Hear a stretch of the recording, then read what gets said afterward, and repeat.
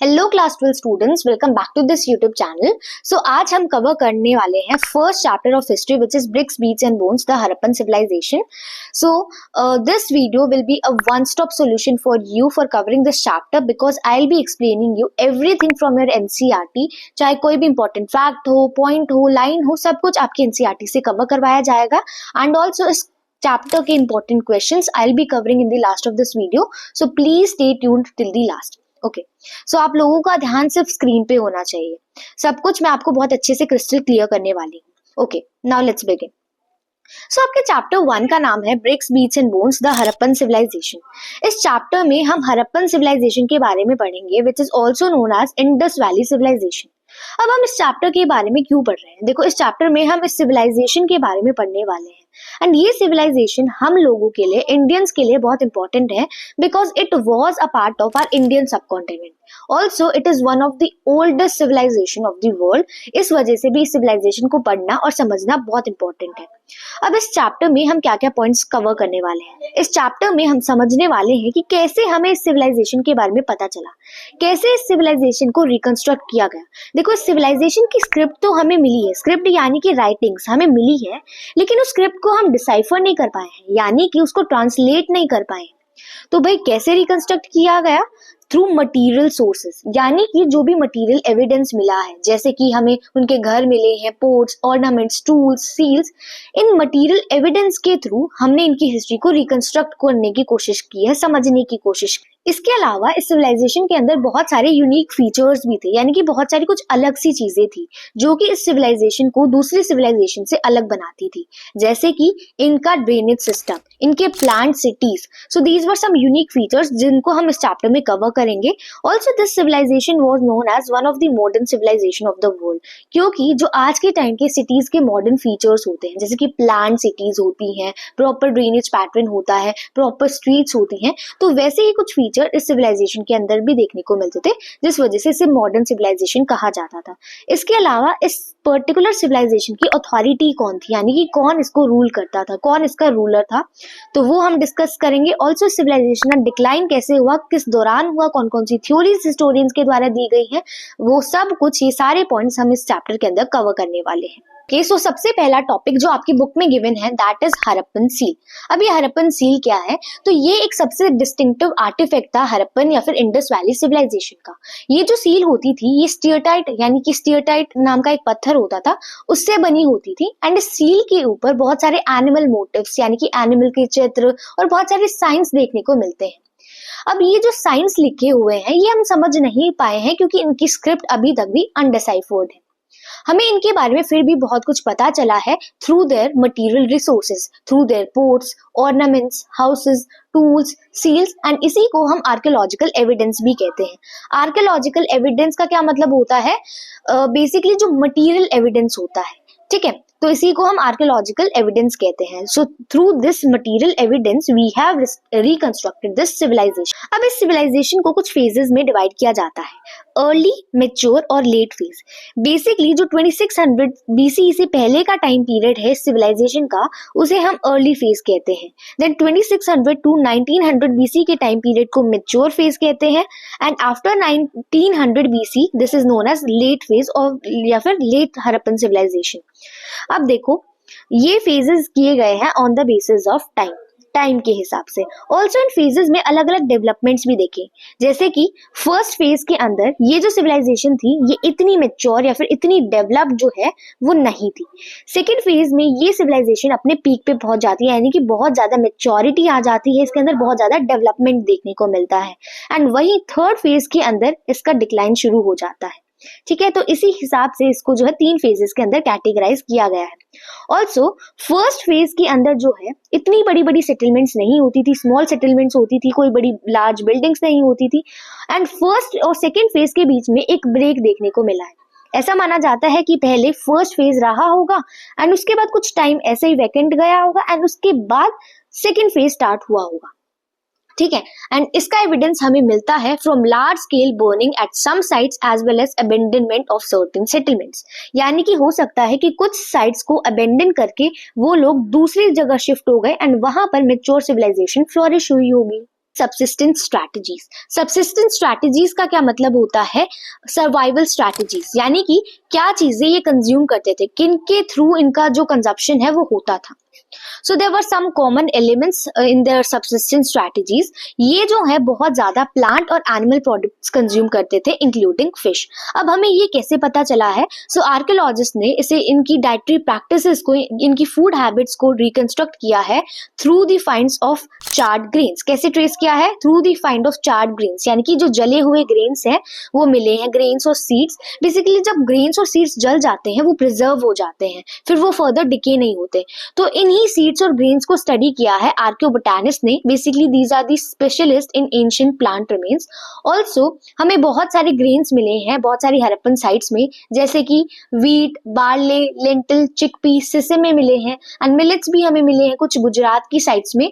लेकिन finds of rice were relatively very rare. So animal bones भी मिली है कुछ हड़प्पन साइट्स में, जैसे कि cattle, sheep, goat, buffalo, pig. And इन बोन्स को आर्कियोलॉजिस्ट या फिर जू आर्कियोलॉजिस्ट ने स्टडी किया है, जिससे हमें पता चला है कि कुछ एनिमल्स को इवन डोमेस्टिकेट भी किया जाता था। अब हमें वाइल्ड स्पीशीज की भी बोन्स मिली है, जैसे कि बोर, डियर और घड़ियाल की, ये भी कुछ साइट्स पे मिली है। अब देखो हमें ये तो पता चल गया कि ये लोग जो है मीट कंज्यूम करते थे, इतनी सारी बोन्स मिली है, इसका मतलब ये मीट कंज्यूम करते थे। लेकिन वी आर नॉट श्योर कि ये हड़प्पन्स खुद से उन एनिमल्स को हंट करके मीट ऑब्टेन करते थे, या फिर कोई और हंटिंग कम्युनिटी जो है इन एनिमल्स को हंट करती थी एंड वो मीट जो है सेल करती थी इन हड़प्पन लोगों को। So we are not sure about it. Also कई जगह पे फिश और फाउल की बोन्स भी मिली है। Foul is basically a type of bird. Next topic is agricultural strategies और एग्रीकल्चरल टेक्नोलॉजीज। देखो एग्रीकल्चर प्रिविलेंट था, यानी कि एग्रीकल्चर होता था, इतने सारे ग्रीन्स मिल रहे हैं, दैट मीन्स एग्रीकल्चर तो होता था। लेकिन ये एग्रीकल्चर करते क्या थे, इनकी एग्रीकल्चरल प्रैक्टिसेस क्या थी? It was more difficult task to reconstruct. देखो सील्स के ऊपर हमें बुल की रिप्रेजेंटेशंस मिली है, इसके अलावा हमें टेराकोटा स्कल्पचर्स भी मिले हैं बुल के। इसका क्या मतलब है कि these people were known to bull, उन्हें पता था बुल क्या है। इसी से आर्कियोलॉजिस्ट ने अनुमान लगाया कि शायद से ये ऑक्सिन का यूज करते थे प्लोइंग के लिए। इसके अलावा हमें छोटे छोटे टेराकोटा मॉडल्स ऑफ प्लो भी मिले हैं कुछ साइट्स पे, जैसे कि चोलिस्तान और बनावली के अंदर। आर्कियोलॉजिस्ट ने एक प्लोड फील्ड का एविडेंस भी जो है ढूंढा है इन कालीबंगन, राजस्थान। ठीक है, अब ये प्लोड फील्ड कैसी होती थी? इसके अंदर 2 सेट ऑफ फरोज होती थी, यानी कि इसके अंदर 2 पार्ट्स में डिवाइडेड एक फील्ड था, कुछ हम ऐसे कह सकते हैं। तो इससे पता चला कि 2 डिफरेंट टाइप्स ऑफ क्रॉप्स जो है इकट्ठी उगाई जा रही थी, यानी कि यहाँ पे डबल क्रॉपिंग हो रही थी। ठीक है, सो ज्यादातर जो हड़प्पन साइट्स थी वो सेमी एरिड लैंड्स के अंदर थी, यानी कि वहां पर इतनी बारिश नहीं होती थी। That is why irrigation was probably required for agriculture. So इसी वजह से हमें ट्रेसेस ऑफ कैनाल्स मिले हैं। एक हड़प्पन साइट शॉट गई अफगानिस्तान के अंदर, लेकिन ऐसी कुछ इरिगेशन फैसिलिटीज जैसे कि कैनाल्स ये हमें पंजाब और सिंध वाले एरिया में नहीं मिली। तो ऐसा हो सकता है कि ये बहुत पहले बनाई गई थी, तो हो सकता है ये सिल्टेड अप हो गई होंगी, यानी कि भर गई होंगी टाइम के साथ साथ। एंड यहाँ पर हमें वेल्स वगैरह भी देखने को मिले हैं, तो हो सकता है वेल्स का यूज ये करते होंगे इरिगेशन के लिए rather than canals in these areas. इसके अलावा एक हमें वाटर रिजर्वोयर भी मिला है ढोलावीरा गुजरात के अंदर, एंड इसके अंदर जो है हो सकता है ये पानी स्टोर करते होंगे एग्रीकल्चर के लिए। ठीक है, so this was another important topic. So यहाँ से भी क्वेश्चन आपके एग्जाम्स में आते हैं। Mohenjodaro a planned urban centre. देखो सबसे यूनिक फीचर था हड़प्पन सिविलाइजेशन का डेवलपमेंट ऑफ अर्बन सेंटर्स, यानी कि बहुत अच्छे अर्बन सेंटर्स हड़प्पन सिविलाइजेशन के अलग अलग साइट्स पे देखने को मिले। एंड ऐसा ही एक सेंटर था मोहनजोदारो। देखो मोहनजोदारो के बारे में हम सभी को पता है through that movie Mohenjodaro, and सभी ने कहीं ना कहीं मोहनजोदारो का नाम सुना है। It was a very well known site, लेकिन Harappa was the first site to be discovered. Harappa पहली साइट थी जिसको डिस्कवर किया था फ्रॉम दिस सिविलाइजेशन। ठीक है, अब ये जो प्लान्ड अर्बन सेंटर था मोहनजोदारो, ये 2 पार्ट्स के अंदर डिवाइडेड था। कौन से 2 सेक्शन या कौन से 2 parts? Citadel and lower town. देखो सिटाडेल जो है वो छोटा था, it was very small but it was higher, यानी कि ऊंचाई पे लोकेटेड था। लेकिन लोअर टाउन बहुत बड़ा था, लेकिन it was at a lower level. It was much larger but it was at a lower level. So archaeologist का कहना है कि सिटाडेल की इतनी ऊंची हाइट थी क्योंकि इसकी जो बिल्डिंग्स थी वो एक मड ब्रिक के प्लेटफॉर्म पे बनी हुई थी। ठीक है, यानी कि सिटाडेल जो था वो बहुत बड़े प्लेटफॉर्म के ऊपर बना था, यानी कि पहले फाउंडेशन बनाई गई थी एंड देन उसके ऊपर जो है दूसरी बिल्डिंग्स बनाई गई थी। इस वजह से ये जो सिटाडेल था ये ऊंचा था। ठीक है, ये सिटाडेल जो था वो वॉल था, यानी कि इसके चारों तरफ वॉल बनाई गई थी एंड इसको लोअर टाउन से फिजिकली सेपरेट किया गया था। ठीक है, इसके चारों तरफ वॉल बना के इसको लोअर टाउन से फिजिकली सेपरेट किया गया था। लोअर टाउन भी वॉल्ड था, यानी कि उसके चारों तरफ भी ऐसी दीवार बनाई गई थी। बहुत सारी बिल्डिंग्स लोअर टाउन की भी कुछ प्लेटफॉर्म्स पे बनी हुई थी, लेकिन लोअर टाउन इतना ऊंचा नहीं था जितना सिटाडेल ऊंचा था। तो आप स्क्रीन पे भी इमेज देख पा रहे हो, ये जो पीछे दिख रहा है this is the Citadel and ये जो इतना बड़ा सा नीचे वाला एरिया है दिस इज लोअर टाउन। इसका क्या मतलब है कि हड़प्पन सिविलाइजेशन के अंदर फाउंडेशंस बनाई जाती थी, यानी कि बहुत ज्यादा लेबर का यूज होता था। लेबर्स का यूज किया जाता था मटेरियल को मोबिलाइज करने के लिए, एक जगह से दूसरी जगह लेके जाने के लिए। सो हम कह सकते हैं इस सेटलमेंट को पहले प्लान किया गया था एंड उसके हिसाब से सारे वर्क्स जो है इम्प्लीमेंट किए गए थे। ऑल्सो जो प्लानिंग का दूसरा साइन देखने को मिला है वो है ब्रिक्स। बेसिकली जो हमें इस सेटलमेंट के अंदर ब्रिक्स देखने को मिली है, चाहे वो सन ड्राइड ब्रिक्स हो चाहे बेक्ड ब्रिक्स हो, तो वो एक स्टैंडर्डाइज्ड रेशो से बनी हुई है, यानी कि एक स्टैंडर्डाइज्ड रेशो को फॉलो किया गया है। कौन सा रेशो है कि length was 4 times of the height and breadth was twice of the height. इस रेशो के अकॉर्डिंग सारी bricks of this civilizations are made. Next topic is laying out drains. देखो दूसरा डिस्टिंक्टिव फीचर है इन सिटीज का केयरफुली प्लान्ड ड्रेनेज सिस्टम। देखो ये जो ड्रेनेज सिस्टम था इनका ये बहुत अच्छे से बनाया गया था। सबसे पहले जो है रोड्स और स्ट्रीट्स वो एक प्रॉपर ग्रिड पैटर्न में बनाई गई थी। ठीक है, ऐसे हम कह सकते हैं, ऐसे प्रॉपर ग्रिड पैटर्न में ऐसे 90 डिग्रीज पे ऐसे कट करती हुई ऐसी रोड्स और स्ट्रीट्स बनाई गई थी एंड ये राइट एंगल्स पे इंटरसेक्ट करती थी एंड बेसिकली उसी के अंदर उन्हीं स्ट्रीट्स के अंदर देन ड्रेन्स ले किए गए थे एंड जो जगह बच जाती है यहाँ पर घर बनाए गए थे। तो ऐसे मतलब प्रॉपर तरीके से सब कुछ प्लान करके बनाया गया था। जो डोमेस्टिक वेस्ट वाटर होता था, यानी कि जो घरों का गंदा पानी होता था, वो फाइनली स्ट्रीट ड्रेन में जाके मिल जाता था।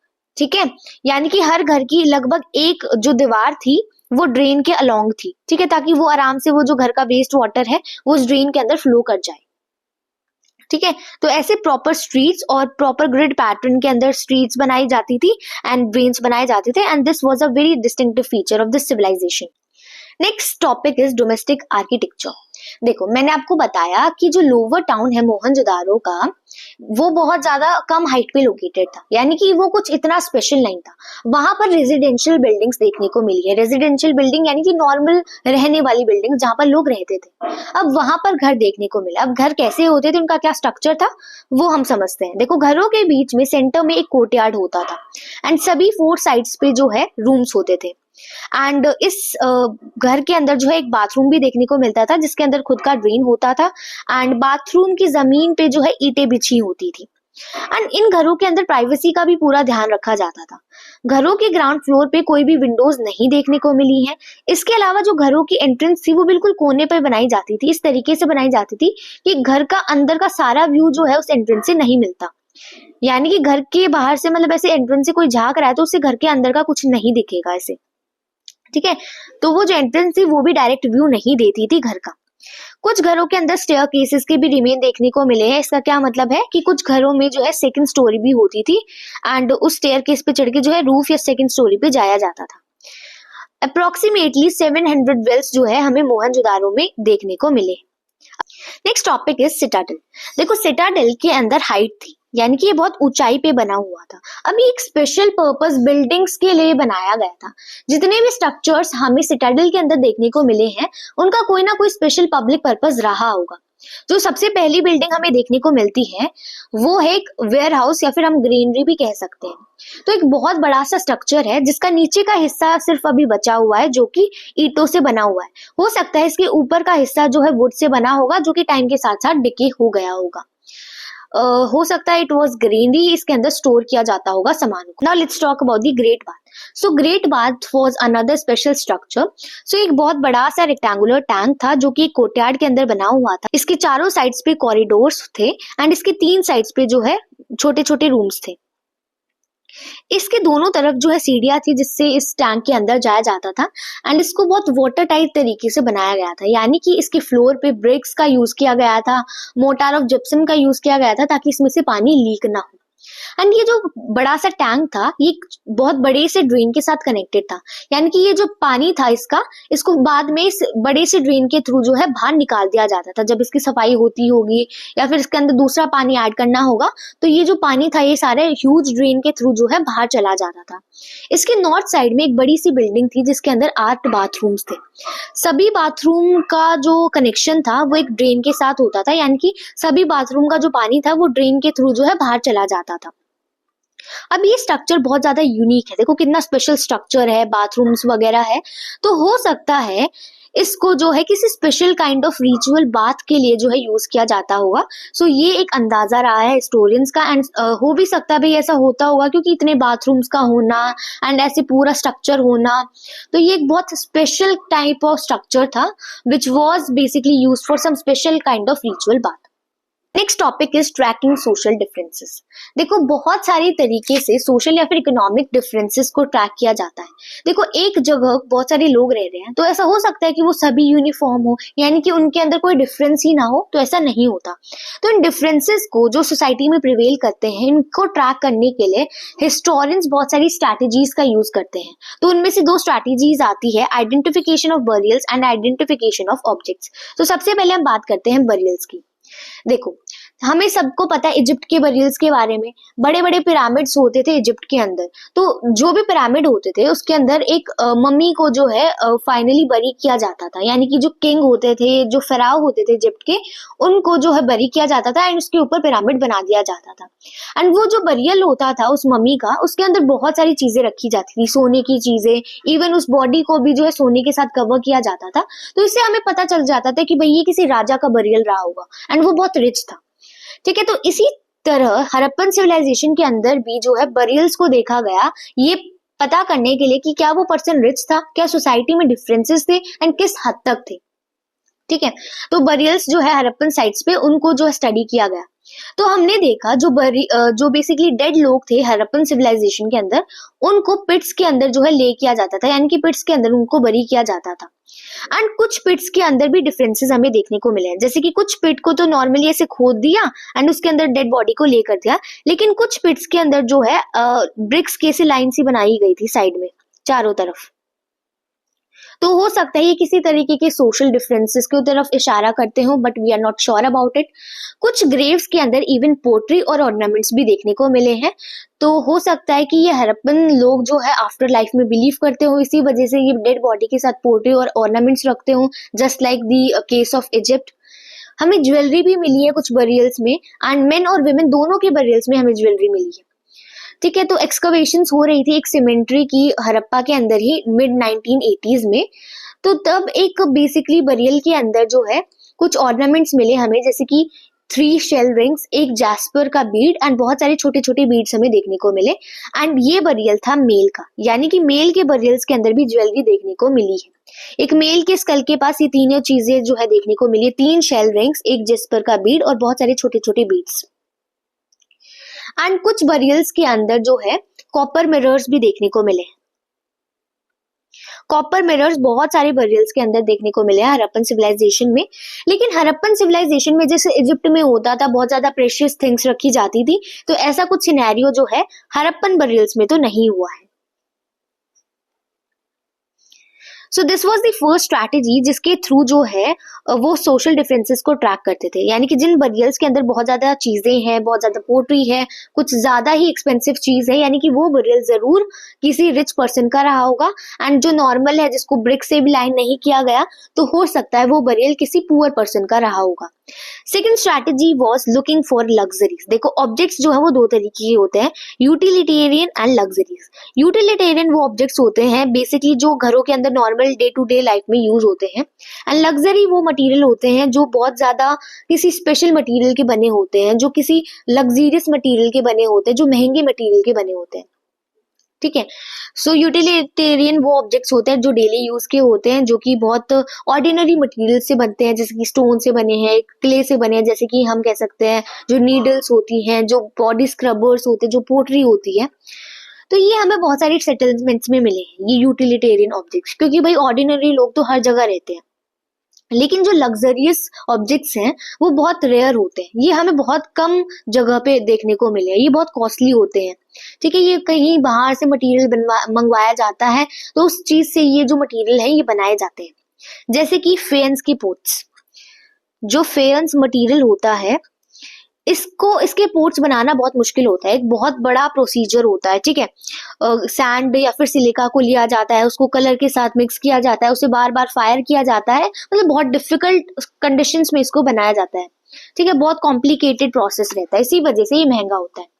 ठीक है, लेकिन प्रॉब्लम जब आती है जब ये ऑब्जेक्ट्स, जब यूटिलिटेरियन ऑब्जेक्ट लग्जरियस चीजों के बने होते हैं, जैसे कि स्पिंडल वॉल।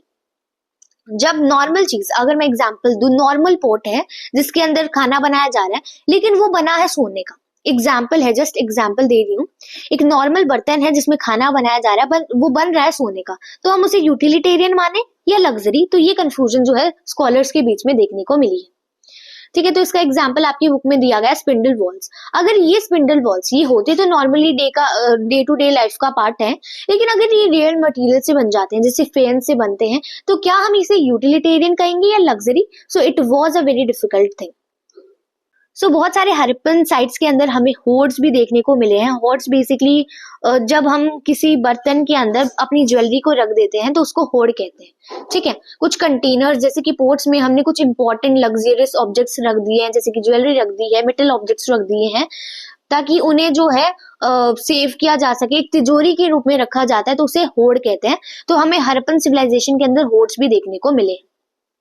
ठीक है, सो ये जो रेयर ऑब्जेक्ट्स हैं या फिर ये जो लग्जरियस चीजें हैं, ये हमें ज्यादातर बड़ी सेटलमेंट्स में देखने को मिली है, जैसे कि मोहनजोदारो और हड़प्पा।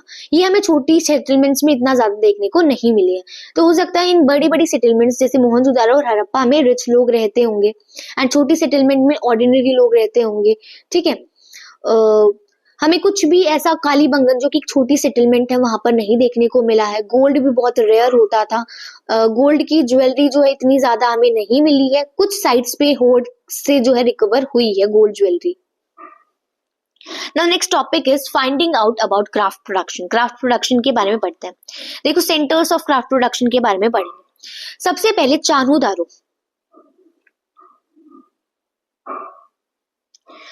दारो की अगर मैं बात करूं तो ये एक बहुत छोटी सी सेटलमेंट थी, 7 हेक्टेयर्स से भी छोटी थी। एंड मोहनजोदारो तो 125 हेक्टेयर्स का है, तो आप देख सकते हैं मोहनजोदारो के सामने कितनी छोटी थी।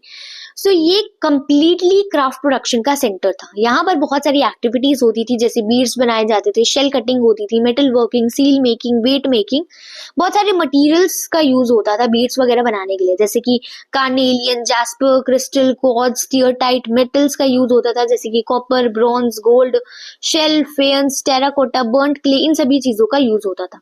एंड ये जो बीड्स होती थी ये भी बहुत अलग अलग तरीके से बनाई जाती थी, जैसे कि नॉर्मल 2 स्टोन्स की मदद से जो है बना दी गई है, उन 2 बीड्स को जो है चिपका दिया गया है।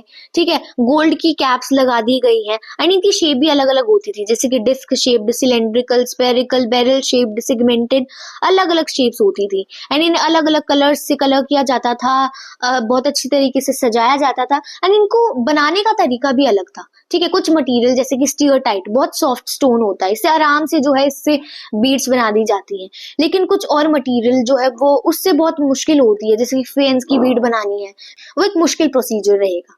ठीक है, वैसे जैसे कार्नेलियन का जो रेड कलर है ना वो ऑब्टेन करना बहुत मुश्किल होता है, उसको बहुत ज्यादा फायर किया जाता है, उसका ओरिजिनली येलो कलर होता है एंड उसको बहुत फायर किया जाता है अलग अलग स्टेजेस पे, तब उसका रेड कलर ऑब्टेन किया जाता है। तो हमें कुछ साइट से जो है स्पेशलाइज्ड ड्रिल्स रिकवर हुई है, जैसे कि चान्हो दारो से, लोथल से एंड धोलावीरा से।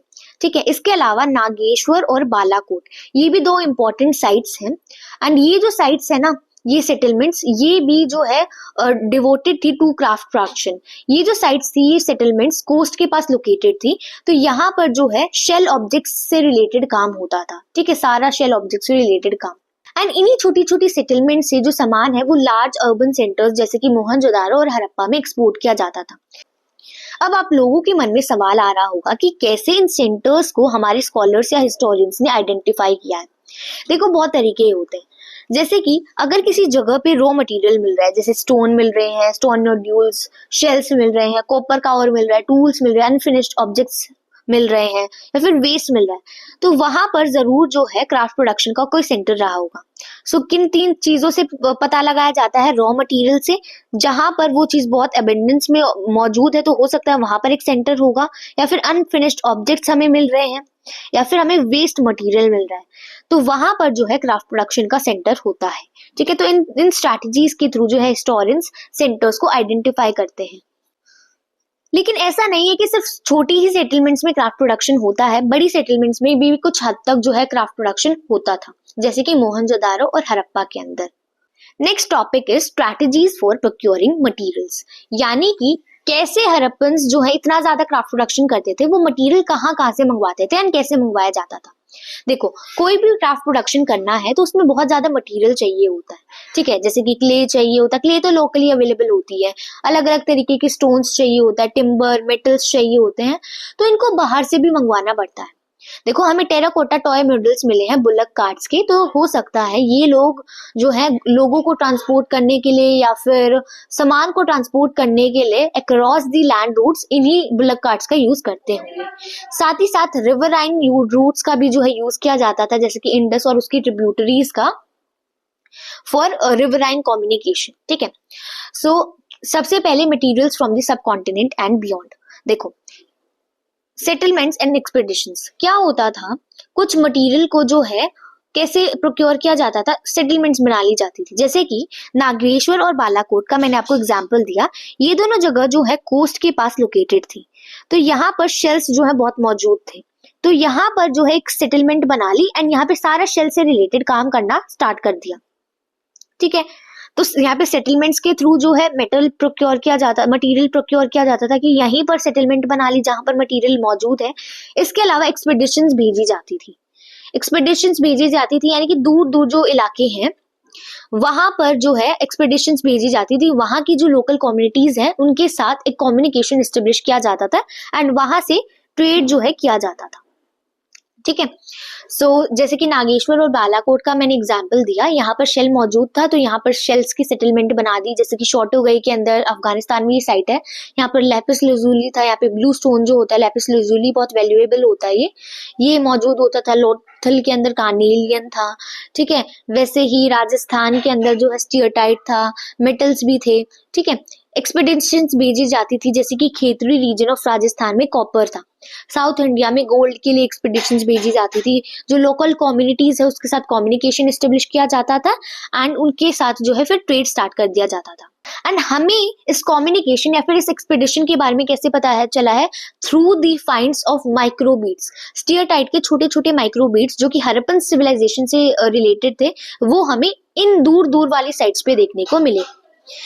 Also Khetri region of Rajasthan के अंदर हमें एक नए कल्चर के एविडेंस मिले हैं, गानेश्वर जोधपुरा कल्चर बेसिकली। हो सकता है यहाँ पर कोई नई तरीके की सिविलाइजेशन या फिर छोटा मोटा कल्चर जो है यहाँ पे फ्लोरिश हो रहा होगा, क्योंकि इनकी जो पोट्री थी वो नॉन हड़प्पन थी, यानी कि हड़प्पन्स वालों से बिल्कुल अलग थी। यहाँ पर कॉपर ऑब्जेक्ट्स ज्यादा देखने को मिल रहे थे, जैसा कुछ हड़प्पन सिविलाइजेशन में नहीं था। यानी कि ये जो गानेश्वर जोधपुरा कल्चर था वो यहाँ पे फ्लोरिश हो रहा था, जो कि हड़प्पन सिविलाइजेशन का पार्ट नहीं था। इसके बारे में इतना डिटेल में समझने की जरूरत नहीं है, बस ये याद रखना कि कैसे ये जो है मटेरियल प्रोक्योर करते थे। यहाँ पे हमने देखा सेटलमेंट्स और एक्सपेडिशंस के थ्रू। Then next is contact with distant land. देखो, ट्रेड होता था दूर दूर इलाकों के साथ भी। देखो, हमें कॉपर के बारे में पता चला कि जो हड़प्पन सिविलाइजेशन है उसमें कॉपर जो है ओमान से भी आता था। देखो, अरेबियन पेनिनसुला का जो बेसिकली साउथ टिप है ना, यहाँ पर एक कंट्री लोकेटेड है जिसको हम ओमान कहते हैं। ठीक है, तो जो ओमानी कॉपर है ना उसके अंदर निकल के ट्रेसेस है एंड सिमिलरली जो हड़प्पन आर्टिफैक्ट्स मिले हैं उसमें जो कॉपर है उसमें भी निकल के ट्रेसेस है। इसका क्या मतलब है? ये जो कॉपर है ओमान के अंदर, वही कॉपर हड़प्पन सिविलाइजेशन में आया है। ऑल्सो जो हड़प्पन सिविलाइजेशन का ये जो बर्तन था, बेसिकली ये जो ब्लैक कलर का जार था, इसके अंदर बहुत थिक लेयर थी ब्लैक क्ले की, ये हमें ओमानी साइट्स पे भी देखने को मिला। हो सकता है कि भाई ये कोटिंग इसलिए की गई है ताकि इसमें कोई लिक्विड हो, उसकी पर्कुलेशन ना हो, यानी कि वो लिक्विड जो है वो बाहर निकल निकल के ना आए। इसके अंदर कुछ चीज होगी जिसका ट्रेड जो है हड़प्पन्स ओमान वाले लोगों के साथ करते होंगे in exchange of Omani copper.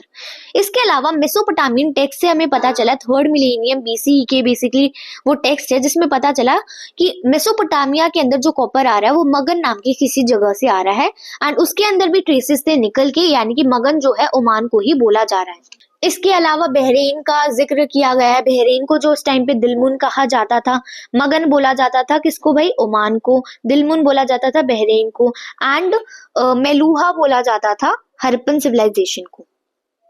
ठीक है, सो मेसोपोटामिया के अंदर मेलूहा बोला जाता था हड़प्पन सिविलाइजेशन को प्रोबेबली, एंड वहां पे हाजा बर्ड का भी जिक्र देखने को मिला। हाजा बर्ड शायद पिकॉक को कहते थे, एंड वहां पर हड़प्पन सिविलाइजेशन को लैंड ऑफ सी फेयरर्स बोला गया है।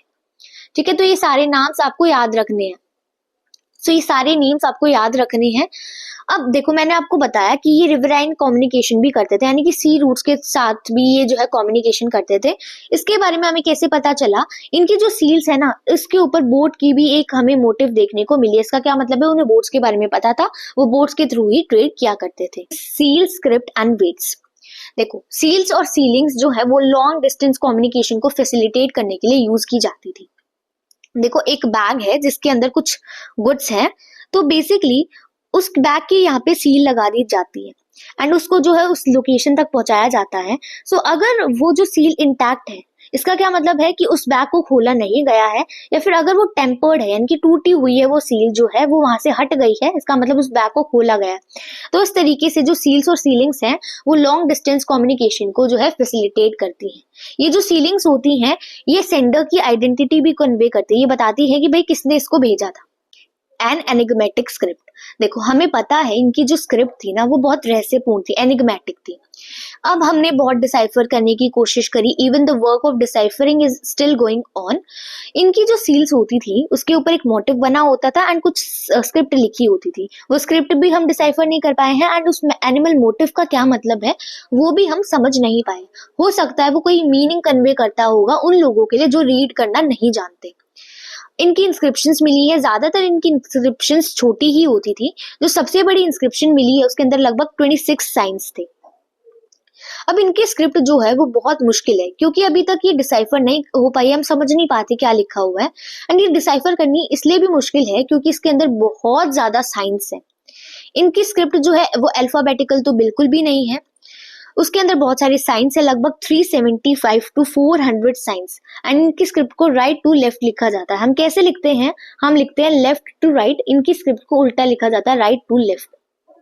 देखो कैसे पता चला, यहाँ पे स्क्रीन पे मार्जिन बना हुआ है, ठीक है, तो ऐसे मैं लिखूंगी तो यहाँ पर क्रैम्पिंग होगी, यानी कि यहाँ पे स्पेस कम पड़ जाएगा, है ना। लेकिन उनके यहाँ पे क्या होता था, मार्जिन यहाँ पर होता था एंड क्रैम्पिंग इस तरफ देखने को मिलती थी, जिससे हमें पता चला कि वो राइट टू लेफ्ट लिखते थे।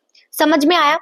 एंड वो बहुत सारे ऑब्जेक्ट्स पे हमें उनकी राइटिंग देखने को मिली, जैसे कि सील्स पे, कॉपर टूल्स पे, जार्स के रिम पे, टेराकोटा टेबल्स के ऊपर, ज्वेलरी के ऊपर, इवन हमें एक एंशिएंट साइन बोर्ड भी देखने को मिला। तो क्या लिटरेसी वाइड स्प्रेड थी, we are not sure about it, हम कुछ भी नहीं कह सकते हैं क्योंकि हम उनके टैबलेट्स को जो है डिसाइफर ही नहीं कर पाए हैं। Next topic is weights. अब हड़प्पन लोग जो है एक्सचेंजेस करते थे एंड वो जो है प्रिसाइज सिस्टम ऑफ वेट्स के थ्रू होता था। इनके वेट्स जो है एक स्टोन से बने होते थे जिसको चर्ट कहा जाता है, चर्ट नाम के स्टोन से बने होते थे। इनके वेट्स क्यूबिकल होते थे एंड उसके ऊपर कोई मार्किंग्स नहीं देखने को मिली है। जो छोटे वेट्स होते थे वो बाइनरी सिस्टम के ऊपर बेस्ड थे एंड जो बड़े वेट्स थे वो डेसिमल नंबर सिस्टम को फॉलो करते थे। जो छोटे वेट्स थे वो छोटी चीजों को वे करने के लिए यूज किए जाते थे, जैसे कि ज्वेलरी और बीड्स को। इवन हमें मेटल स्केल पैन्स का भी एविडेंस मिला है, बेसिकली जो तराजू हम बोलते हैं उसका भी एविडेंस हमें हड़प्पन साइट पे देखने को मिला है। Next topic is ancient authority. देखो इतनी बड़ी सिविलाइजेशन थी हड़प्पन सिविलाइजेशन, इतनी मैसिव तरीके से ये फ्लोरिश हुई थी, एक इतना प्रॉपर सिस्टम था, एक प्रॉपर प्लान सिस्टम था, सब कुछ प्लान करके बनाया जाता था, सब कुछ इम्प्लीमेंट किया जाता था, प्रॉपर रोड्स होते थे, स्ट्रीट्स होती थी, ड्रेनेज सिस्टम था, स्टैंडर्डाइज रेशो की ब्रिक्स होती थी। मतलब इतना अच्छा, इतना ज्यादा सब कुछ प्लान तरीके से बन रहा है, तो देयरफॉर एक बहुत अच्छी अथॉरिटी यहाँ पर रही होगी। बट अथॉरिटी कौन थी, we are still not sure about it. देखो, हमें एक बहुत बड़ी सी बिल्डिंग मिली है मोहनजोदारो के अंदर, जिसको हमने पैलेस लेबल कर दिया, हमने बोल दिया कि ये पैलेस रहा होगा। ऑल्सो एक हमें स्टैचू भी मिला है जिसको हमने सिंपली प्रीस्ट किंग बोल दिया। हमें मेसोपोटामिया की हिस्ट्री के बारे में पता है एंड पता है कि वहां पर प्रीस्ट किंग्स कितना रेलेवेंस होल्ड करते थे, तो इसी हिसाब से स्टैचू को भी हमने प्रीस्ट किंग बोल दिया एंड हो सकता है ये यहाँ की अथॉरिटी रहे होंगे, but we can not surely say anything. तो हिस्टोरियंस ने बहुत सारी थ्योरीज दी हैं यहाँ की अथॉरिटी को लेके। कुछ हिस्टोरियंस कहते हैं कि यहाँ पर कोई रूलर्स नहीं थे, यानी कि सभी लोग जो हैं वो इक्वल स्टेटस होल्ड करते थे, यहाँ पे रिपब्लिक होती थी, लोगों की चलती थी, लोग जो चाहते थे वो करते थे। कुछ दूसरे हिस्टोरियंस का कहना है कि यहाँ पे एक रूलर नहीं था, बल्कि यहाँ पे मल्टीपल रूलर्स थे, यानी कि बहुत सारे रूलर्स जो है मिलकर रूल करते। यहाँ पर एक ओलिगार्की वाली सिचुएशन रही होगी, यानी कि बहुत सारे लोग थे जो कि कंट्रोल करते थे, गवर्नमेंट फॉर्म करते थे। ठीक है, सो जो लास्ट थ्योरी है मल्टीपल रूलर्स वाली, यही सबसे ज्यादा प्लॉजिबल मानी जाती है, यानी कि इसी को सबसे ज्यादा माना जाता है। बट हम कलेक्टिवली कुछ भी ऐसे डिसीजन पे नहीं आए कि हो सकता है कि यहाँ पर यही अथॉरिटी रही होगी। तो इतने ज्यादा कॉम्प्लेक्स डिसीजंस थे, कौन लेता होगा अभी तक भी we are not sure about it. उनकी स्क्रिप्ट डिसाइफर हो जाएगी तो हो सकता है we will come to a conclusion. Now the end of civilization. देखो, अप्रोक्सीमेटली 1800 बीसी के आसपास जो मेच्योर हड़प्पन साइट्स थी, जैसे कि चोलिस्तान वाला रीजन, वो साइट्स अबेंडन होनी शुरू हो गई थी, यानी कि अब ये जो सिविलाइजेशन थी ये अपनी डिक्लाइन की तरफ बढ़ रही थी। ठीक है, चोलिस्तान के अंदर अबेंडनमेंट अब देखने को मिल रहा था। ऑल्सो डिसअपियरेंस भी देखने को मिली थी ऑफ डिस्टिंक्टिव आर्टिफैक्ट्स, यानी कि जो डिस्टिंक्टिव चीजें थी सिविलाइजेशन की, अब वो डिसअपियर होनी शुरू हो गई थी। जैसे कि जो इनके राइटिंग्स थी, जो मतलब इनकी स्क्रिप्ट थी, अब वो इतनी देखने को नहीं मिल रही थी। इनका लॉन्ग डिस्टेंस ट्रेड, इनकी क्राफ्ट स्पेशलाइजेशन, इनकी सील्स, इनका वेट सिस्टम, इनके स्पेशलाइज्ड बीड्स, ये सारी चीजें अब डिसअपियर होने लग गई थी। यानी कि अब इतना ज्यादा स्पेशलाइज्ड तरीके से सब कुछ नहीं हो रहा था। ये जो स्टैंडर्डाइज चीजें थी ना, ये चीजें अब डिसअपियर होने लग गई थी। कोई भी लार्ज पब्लिक स्ट्रक्चर्स अब नहीं देखने को मिल रहे थे जो पहले देखने को मिल रहे थे जब ये सिविलाइजेशन अपने मेच्योर फेज में थी। अब यहाँ पे रूरल वे देखने को मिली, रूरल वे ऑफ लाइफ देखने को मिली। जिस सिविलाइजेशन को उसके मॉडर्न फीचर्स के लिए जाना जाता था, अब उसके अंदर रूरल टाइप ऑफ फीचर्स जो है वो देखने को मिले। एंड इसी टाइम पीरियड को लेट हड़प्पन कल्चर भी बोला जाता है। ठीक है, तो इसके लिए भी हिस्टोरियंस बहुत सारी थ्योरीज देते हैं कि किस चीज के वजह से या किन रीजंस की वजह से इस सिविलाइजेशन का एंड हुआ होगा। कुछ हिस्टोरियंस कहते हैं कि क्लाइमेट चेंज हुआ होगा जिसके वजह से ये सिविलाइजेशन खत्म हो गई होगी।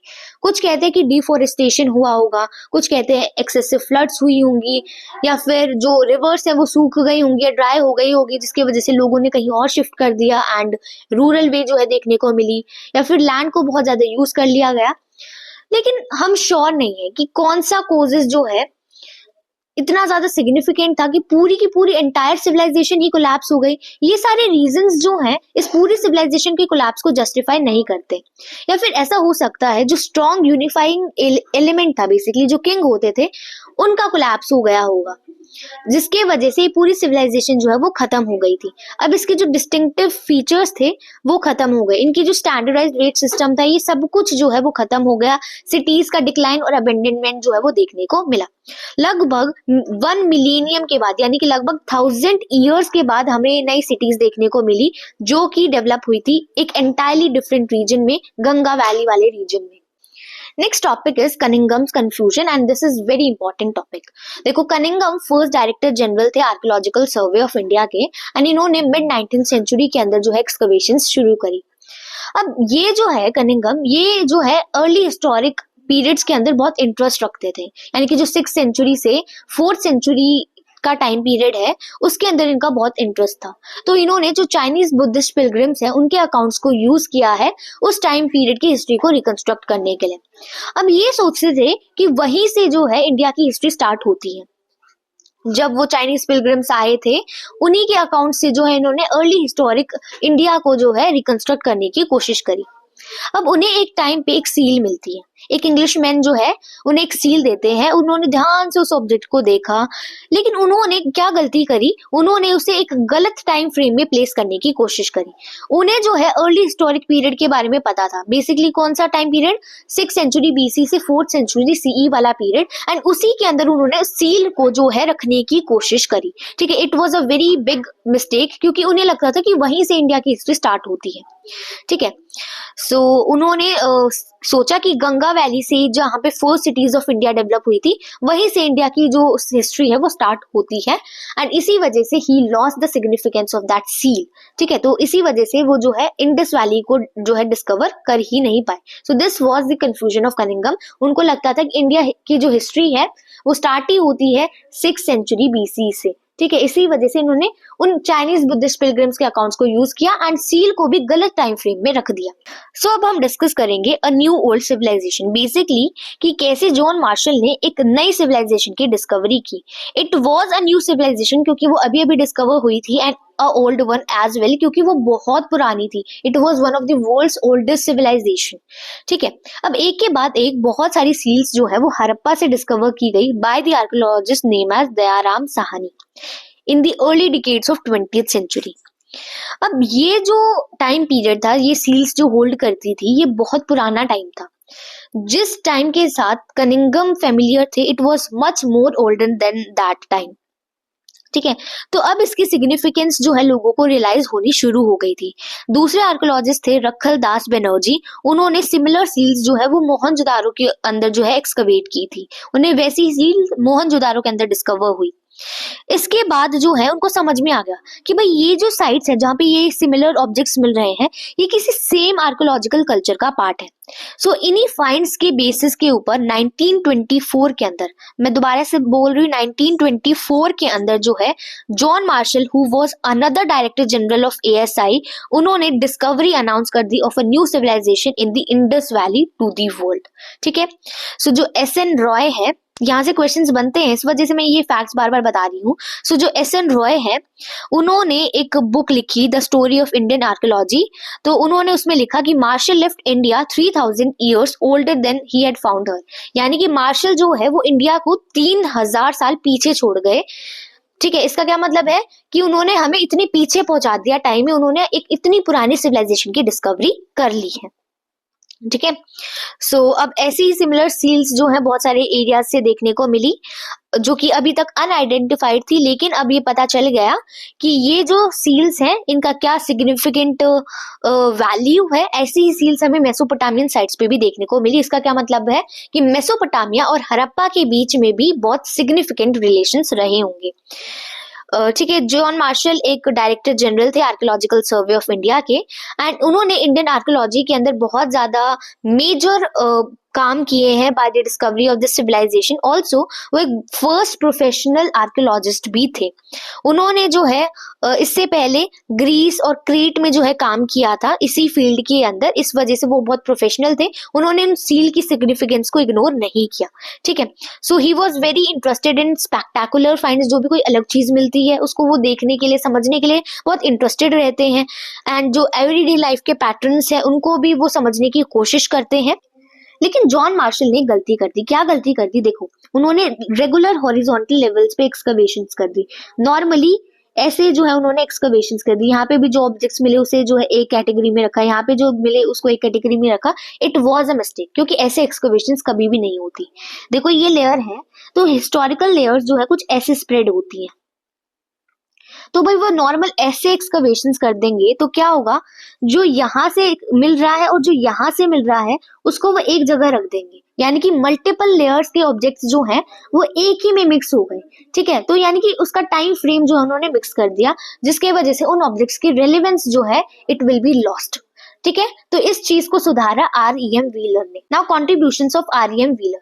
देखो REM व्हीलर जो है he was the director general of archaeological survey of India in 1944, and उन्होंने इस प्रॉब्लम को रेक्टिफाई किया। उनको पता चला कि स्टैटिग्राफी का क्या रिलेवेंस है, माउंट की क्या स्टैटिग्राफी होती है एंड कैसे यूनिफॉर्म तरीके से जो है उसको जो है से डग नहीं करना चाहिए, उसको प्रॉपर उसकी लेवल्स के हिसाब से उसको जो है एक्सकवेट करना चाहिए। अब ये जो है एक एक्स आर्मी ब्रिगेडियर रह चुके थे, उनके अंदर एक मिलिट्री प्रिसीजन था एंड उसी मिलिट्री प्रिसीजन को जो है उन्होंने इस अपनी आर्कियोलॉजी के अंदर भी यूज किया। उन्होंने बताया कि ये जो आर्कियोलॉजिकल लेवल्स हैं, ये जो लेयर्स हैं, उनको उसी तरीके से एक्सकेवेट करना चाहिए। तो ये कॉन्ट्रीब्यूशंस रहे हैं आर्यन व्हीलर के। देन इतना कुछ इंपॉर्टेंट इसमें नहीं है, बताया गया है कि बहुत सारी साइट्स इंडिया के अंदर भी लोकेटेड है, बहुत सारी साइट्स जो है पाकिस्तान के अंदर भी लोकेटेड है, इवन मेजॉरिटी ऑफ साइट्स तो पाकिस्तान के अंदर ही लोकेटेड है। अफगानिस्तान के अंदर भी कुछ साइट्स है जैसे कि शॉटो गई। एंड सिंस 1980s बहुत ज्यादा लोगों का इंटरेस्ट जो है हड़प्पन आर्कियोलॉजी की तरफ बढ़ा है एंड बहुत सारे जॉइंट प्रोजेक्ट्स भी होते हैं जिसके अंदर अलग अलग साइट्स को डिस्कवर किया गया एंड रिसेंटली भी बहुत सारी साइट्स जो है डिस्कवर हुई है। Now next topic is classifying finds. देखो जब भी एक्सकवेशन होती है बहुत सारे आर्टिफैक्ट्स रिकवर होते हैं। सो आर्कियोलॉजिस्ट जो है इस मटेरियल को क्लासिफाई कर देते हैं on the basis of their finds. सबसे पहले क्या होता है, क्लासिफाई नॉर्मली मटेरियल के बेसिस पे कर दिया जाता है। इन टर्म्स ऑफ मटेरियल जो भी आर्टिफैक्ट्स हैं उनको क्लासिफाई कर दिया जाता है। फॉर एग्जांपल जो चीजें स्टोन से बनी है उन्हें एक तरफ कर दिया जाता है, जो चीजें क्ले से बनी हुई है उन्हें एक तरफ कर दिया जाता है, मेटल से बनी है उन्हें एक तरफ, बोन है उन्हें एक तरफ, आइवरी है एक तरफ। ये होता है first principle of classifying. Second principle is classifying on the term of function. ठीक है, in the terms of function जो है चीजों को क्लासिफाई कर दिया जाता है, यानी कि किस कॉन्टेक्स्ट में वो चीज रिकवर हुई है। क्या वो टूल है, क्या वो ऑर्नामेंट है, क्या वो दोनों चीजों के रूप में एक्ट करे, एक टूल भी है और एक ऑर्नामेंट भी है, ठीक है, या फिर कोई रिचुअल सिग्निफिकेंस होल्ड करती है, तो इस कॉन्टेक्स्ट के हिसाब से उसको क्लासिफाई कर दिया जाता है। ठीक है, सो सिमिलरली एक फ्रेम ऑफ रेफरेंस डेवलप किया जाता है, यानी कि एक फ्रेम ऑफ रेफरेंस, एक चेन बनाई जाती है कि भाई वो ऑब्जेक्ट जो है वो किस मटेरियल से बन रहा है, उसका क्या फंक्शन है एंड उसी के हिसाब से उसकी हिस्ट्री को रिकंस्ट्रक्ट किया जाता है। ठीक है, so this was a very simple question, this was a very simple topic and यहाँ से इतना कुछ आता भी नहीं है। ना प्रॉब्लम्स ऑफ इंटरप्रिटेशन, देखो ये सारी चीजें हैं, इनको तो कहीं ना कहीं हम इंटरप्रेट कर देंगे। सबसे ज्यादा दिक्कत आती है रिलीजियस प्रैक्टिसेस को इंटरप्रेट करने के अंदर। अब रिलीजियस प्रैक्टिसेस जो हैं उनको कैसे रिकवर किया जाएगा, उनको कैसे रिकंस्ट्रक्ट किया जाएगा। सो जो आर्कियोलॉजिस्ट थे, जो उन्हें जो भी ऑब्जेक्ट अनयूजुअल सी अनफैमिलियर सी लगती थी उन्हें वो सिंपली रिलीजियस सिग्निफिकेंस दे देते थे। ये क्या मतलब हुआ, कोई अनयूजुअल चीज है, अनफैमिलियर चीज है, उसे हम सिंपली रिलीजियस सिग्निफिकेंस दे रहे हैं, हमें पता नहीं है कि उसका क्या यूज है। इसका ये मतलब नहीं है कि वो कोई रिलीजियस थिंग ही होगी, ऐसा जरूरी नहीं है।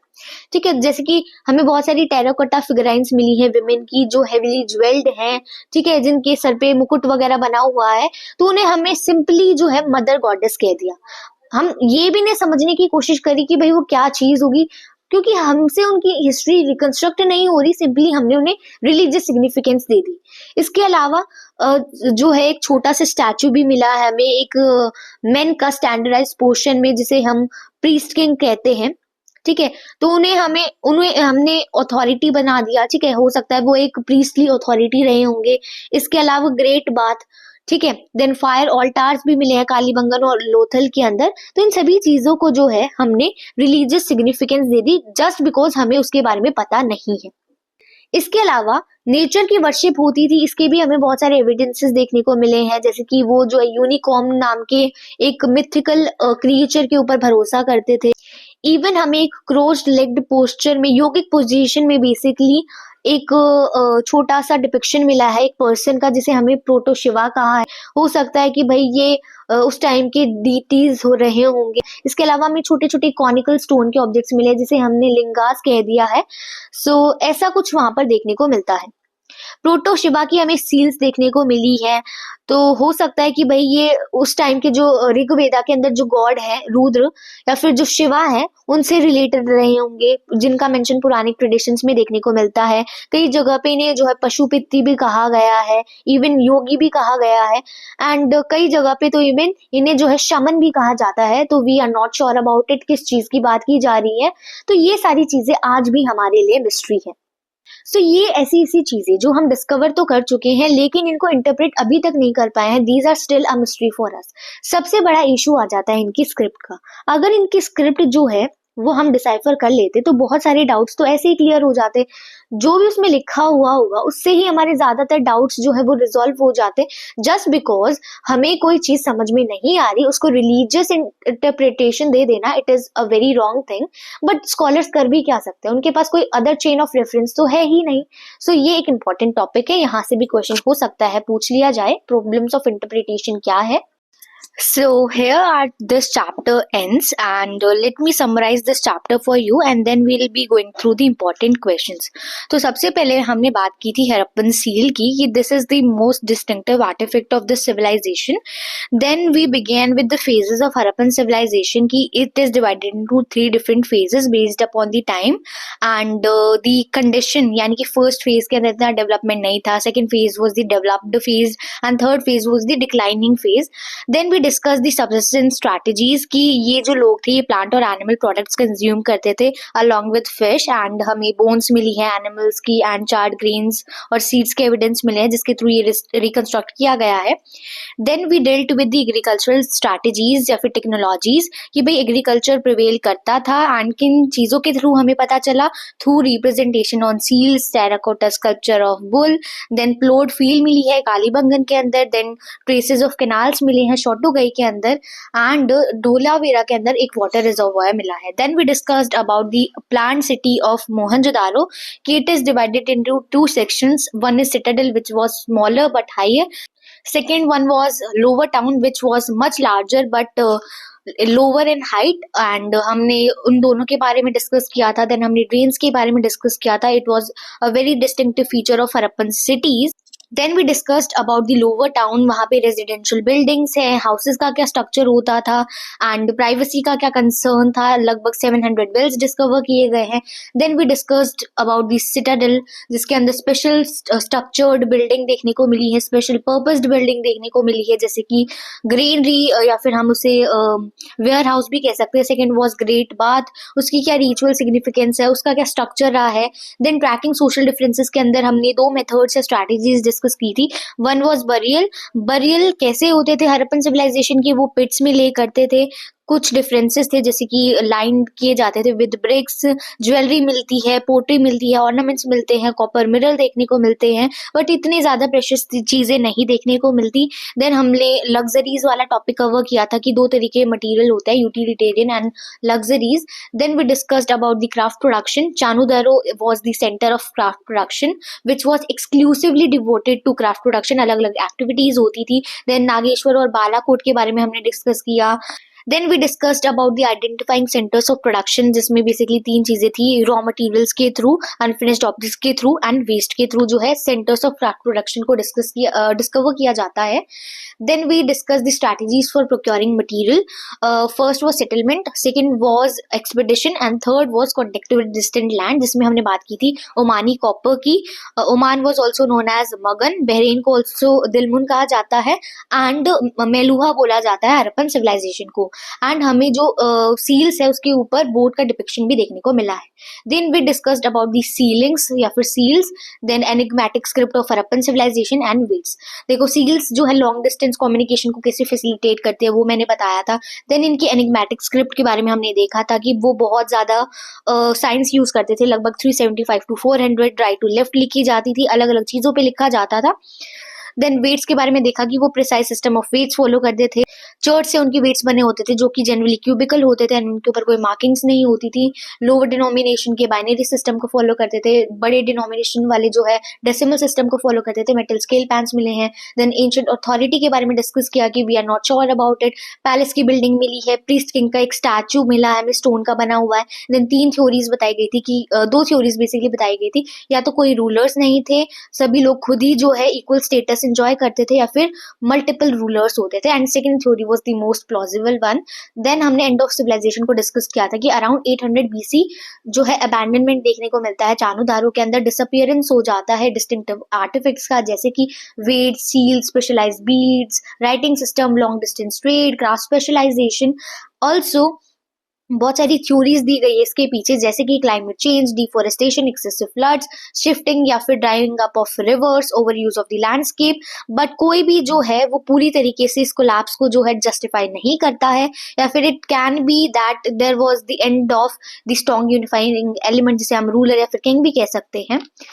नेक्स्ट टॉपिक वॉज कनिंगम्स कंफ्यूजन, कि उसको लगता था, he was the first director general of ASI, उनको लगता था कि इंडिया की हिस्ट्री जो है वो 6th century BC to 4th century C, इस टाइम पीरियड से जो है स्टार्ट होती है। उन्होंने चाइनीज बुद्धिस्ट पिलग्रिम्स के अकाउंट्स को यूज किया है एंड सील्स को भी करेक्ट टाइम फ्रेम में प्लेस किया। देन हमने डिस्कवरी ऑफ जॉन मार्शल को डिस्कस किया था कि कैसे उन्होंने जो है इस सिविलाइजेशन को डिस्कवर किया था, एंड उन्होंने क्या गलती की थी कि हॉरिजॉन्टल लेवल्स पे डग किया।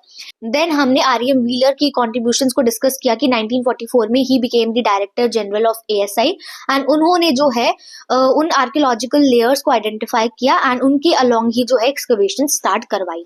Then we move to the problem of piecing together the past, जिसमें हम फाइंड्स को क्लासिफाई करते, आर्टिफैक्ट्स को बेसिकली क्लासिफाई करते हैं on the principle of material, in the terms of material and in the terms of function, and then उससे एक frame of reference create करते हैं। Then problems of interpretation, archaeologist को जो भी अनफैमिलियर या अनयूजुअल चीज लगती है उसको सिंपली वो कह देते हैं कि वो जो है एक रिलीजियस सिग्निफिकेंस होल्ड करती है। देन यहाँ पे हमने मदर गॉडेस के बारे में, देन जो प्रोटो शिवा उसकी सील के बारे में, देन नेचर की वर्शिप के बारे में, फायर अल्टार्स, ग्रेट बाथ, इन सभी चीजों के बारे में डिस्कस किया।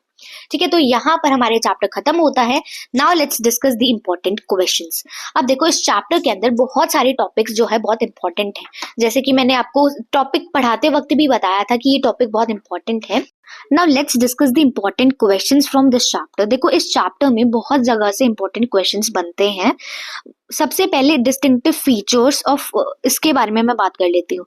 देखो इस चैप्टर में डायरेक्टली पूछा जा सकता है कि डिस्टिंक्टिव फीचर्स बताओ हड़प्पन सिविलाइजेशन के।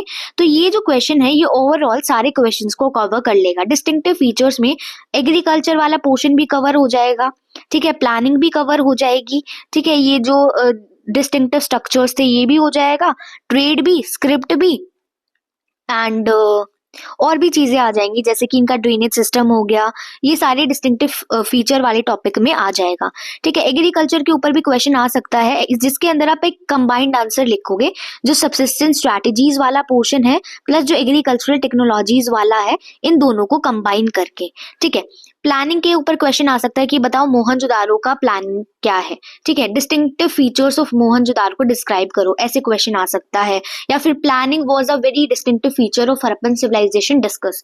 तो किसी भी तरीके से क्वेश्चन पूछा जा सकता है जिसके अंदर आप पूरा बताएंगे मोहनजोदारो वाला कि कैसे प्लानिंग होती थी। इसके अंदर आप सारा कवर करोगे, 2 सेक्शंस में डिवाइडेड था, ड्रेनेज सिस्टम के बारे में, स्ट्रीट्स और ये सब कुछ ग्रिड पैटर्न में था, देन रेजिडेंशियल बिल्डिंग, इस सभी के बारे में बताओगे। एंड एक अथॉरिटी थी जो इस प्लानिंग को देखती होगी, ऐसा एक्सट्रापोलेशन है, ये सब कुछ आप डिस्कस करेंगे। ठीक है, ग्रेट बाथ जो है सिटाडेल का पार्ट था एंड इसके क्या क्या डिस्टिंक्टिव फीचर्स थे, इसका क्या पूरा स्ट्रक्चर था, इसके ऊपर क्वेश्चन आता है। ट्रेड के ऊपर जो है क्वेश्चन आ सकता है, देखो वो वाला पोर्शन कि उनकी क्या स्ट्रैटेजीज थी मटेरियल प्रोक्योर करने की, इस पे क्वेश्चन आ सकता है। उनकी एक डिस्टिंक्टिव स्क्रिप्ट थी, उसके ऊपर क्वेश्चन आ सकता है, एनिग्मेटिक स्क्रिप्ट के ऊपर, बट ये इतना ज्यादा नॉर्मली इस पे नहीं आता है क्योंकि इससे छोटा ही आंसर फ्रेम होता है। हाँ, अथॉरिटी एंड एंड, ये बहुत इंपॉर्टेंट क्वेश्चंस है। ये जो स्टार मार्क कर रही हूँ, these are some of the most important questions. ठीक है, प्लानिंग भी, ग्रेट बात भी, ये भी इंपॉर्टेंट है।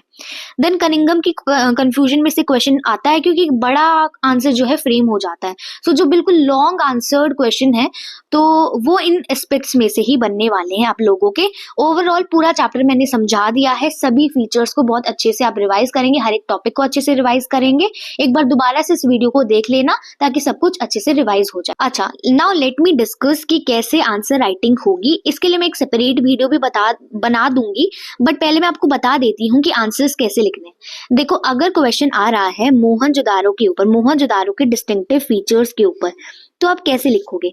सबसे पहले आप जो है एक इंट्रोडक्शन दोगे कि हड़प्पन सिविलाइजेशन क्या थी एंड मोहनजोदारो उसका एक बहुत इंपॉर्टेंट पार्ट रहा है, एक इंपॉर्टेंट साइट रही है। ये एक बहुत वेल नोन साइट है, हालांकि first site was Harappa to be discovered. यानी कि आप हड़प्पन सिविलाइजेशन से स्टार्ट करोगे एंड मोहनजोदारो पे किसी ना किसी तरह इस इंट्रोडक्शन को पहुंचा दोगे। देन जो है आप पार्ट्स में डिवाइड करोगे आपके क्वेश्चन को, देन आप अलग अलग चीजें लिखोगे, जैसे कि प्लान्ड फीचर लिखोगे, भाई planning was a very important feature of Harappan cities, ठीक है, तो आप ऐसे बताओगे। देन आप मोहनजोदारो के बारे में बताओगे, it was one such cities, and ये जो है दो पार्ट्स में डिवाइडेड थी। कौन से दो पार्ट्स? भाई citadel and lower town. Then इनके फीचर्स बताओगे, सिटाडल क्या था, ठीक है, देन लोअर टाउन क्या। देन सिटाडल को डिस्कस करोगे डिटेल के अंदर कि भाई सिटाडल के अंदर जो है स्पेशल पर्पस बिल्डिंग्स देखने को मिली है। देन लोअर टाउन को डिस्कस करोगे, लोअर टाउन का क्या था सिस्टम, रेजिडेंशियल स्ट्रक्चर्स थे एंड उनका क्या स्ट्रक्चर रहा है, ये सब कुछ, ठीक है। फिर आप लास्ट में एक कंक्लूजन भी देना है। कंक्लूजन में क्या लिखोगे कि भाई ये एक बहुत प्लान्ड था, भाई कोई एक अथॉरिटी रही होगी जो ये सब कुछ प्लानिंग को देखती थी, ठीक है, ये बताओगे। प्लस इसके अंदर वो जो पोर्शन आपका ड्रेनेज सिस्टम वाला, जो ड्रेनेज सिस्टम वाला पोर्शन है, स्टैंडर्डाइज्ड रेशो की ब्रिक्स होती थी, तो ये सारी चीज भी आप बॉडी के अंदर इंक्लूड करोगे। तो इस तरीके से कॉम्प्रिहेंसिव आंसर फॉर्म करना है। सो इस तरीके से जो आपका आंसर फॉर्म किया जाएगा, ये चीज आपको ध्यान में रखनी है। सो ये एक एग्जाम्पल था कि कैसे आंसर लिखना है। इसके ऊपर एक detail video I will be providing you. So hopefully आपको सब कुछ अच्छे से समझ में आया होगा। So thanks for watching. अगर कोई भी डाउट है so you can ask me in the comment section. It is open for you guys to ask any doubt. And video को लाइक भी कर देना, चैनल को सब्सक्राइब कर देना। नेक्स्ट वीडियोज जो है मैं जल्द लाऊंगी। Till then keep watching, keep learning, bye bye.